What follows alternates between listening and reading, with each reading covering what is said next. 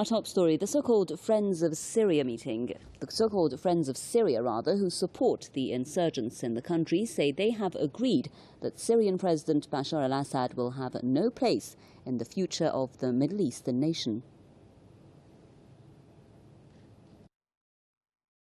We've agreed a number of important steps today. First, we agreed that we would put our united and collective weight behind the UN-led Geneva II process, which must lead to establishing by mutual consent a transitional governing body with full executive powers. That is set out in the Geneva Communiqué of June 2012. And by definition, mutual consent means that it can only be agreed with the consent of the Syrian National Coalition. So Assad would play no role in that future government of Syria.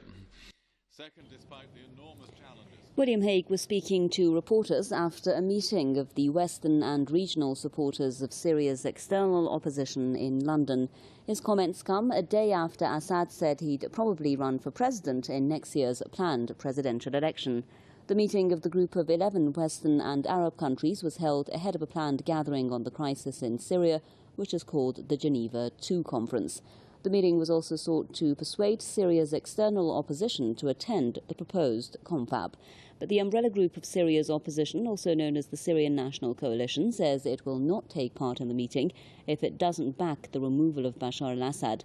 This is the so-called Friends of Syria pushing the group to be part of those talks.